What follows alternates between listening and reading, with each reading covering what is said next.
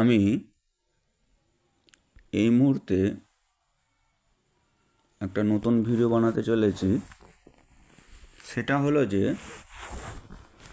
আমাদের যে ডাইমেনশন মানে বাহুর মাপ দেখার সময় আমাদের ফুট ইঞ্চি আসে। এই ফুট ইঞ্চির সাথে সাথে আমাদের মানে গান্টার সেনের যে লিঙ্কের মাপ, সেই লিঙ্কের মাপটাও মানে যাতে আসে একসাথে, সেটা কিভাবে আমরা আনবো সেই নিয়েই এই ভিডিওটি তৈরি করা। তাহলে কিভাবে আনবো সেটি আমরা এখন দেখি। আমরা প্রথমে দুটো তীর চিহ্নের ডান দিকে যে 3 ডটস আছে, ওই 3 ডটসে আমরা টাচ করব।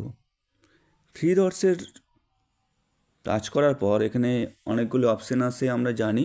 তার মধ্যে ডাইমেনশন যে স্টাইলটা, সেটা আমরা চেঞ্জ করব। এখানে তাহলে ফরম্যাটের ভিতরে আছে ডাইমেনশন স্টাইল, আমরা জানি। ডাইমেনশন স্টাইলের উপরে এসে গেল, আমি তারপর একটা টাচ দিলাম। এরপর ISO 25 এখানে আমি টাচ দিলাম। এখানে টাচ দেওয়ার পর যে আমাদের এখানে যা যা কিছু আছে সেগুলোকে আমি স্ক্রল ডাউন করছি। আমাদের এখানে দেখতে হবে যে অল্টারনেটিভ ইউনিটসটা কোথায় লেখা আছে। এই ডাইমেনশনের অল্টারনেটিভ ইউনিটসটা যেখানে যা আছে থাক, এগুলো দেখার দরকার নেই। অল্টারনেটিভ ইউনিটসটা আমরা খুঁজে বার করি। এই যে প্রাইমারি ইউনিটসটা আমাদের চলে গেল।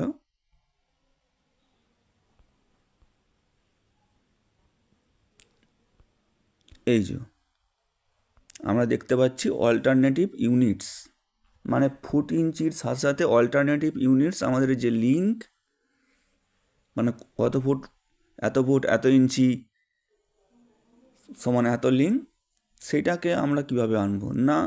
সর্বপ্রথমে আমরা কি করব, দেখো স্ক্রিনটাকেও একটু আমি জুম করছি। এখানে শুধু এই মুহূর্তে আছে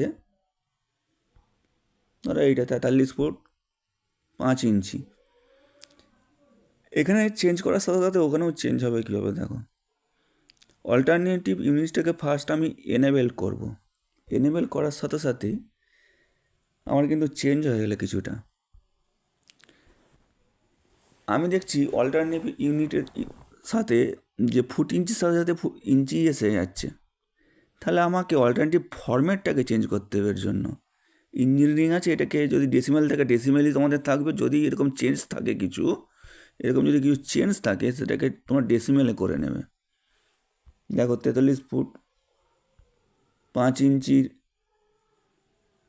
ডান দিকে 21 এসে গেল, কিন্তু এখানেই তো শেষ নয়।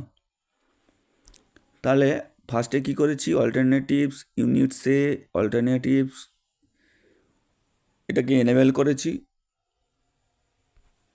এরকমভাবে। তারপর অল্টারনেটিভ ফরম্যাটটাকে তোমাদের যদি ডেসিমেল থাকে ভালো, নাহলে তোমরা ইঞ্জিনিয়ারিং বর্ণ কিছু তাহলে এটা ডেসিমেল করে নেবে। এরপর অল্টারনেটিভ স্কেল ফ্যাক্টর, এটাই হচ্ছে আসল ব্যাপার।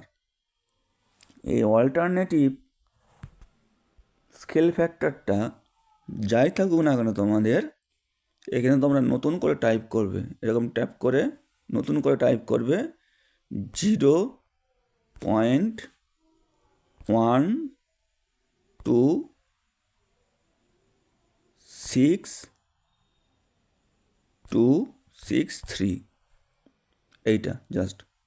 তাহলে 0.126263, বাস আমার এখানে কাজ আপাতত শেষ।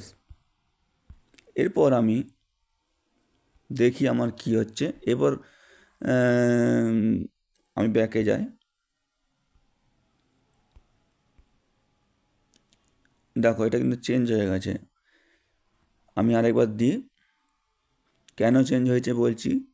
0.126263 126, তাহলে 0.126, 0.126, 263।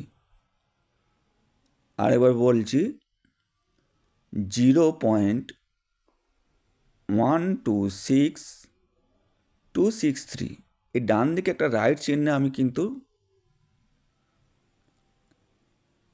টাচ দিইনি, ওই জন্য এটা হয়েছিল। রাইট চিহ্নে টাচ দিলাম, এটা তোমরা দিয়ে নেবে, নাহলে কিন্তু আগের মতনই হয়ে যাবে। এটা দেবার পর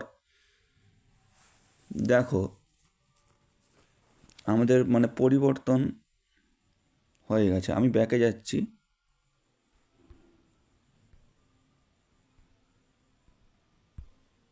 আমি ব্যাকে গেলাম।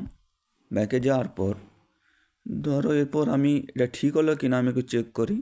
লাইনে গেলাম, লাইনে গিয়ে একটা 100 ফুটের একটা আমি একটা লাইন টানলাম।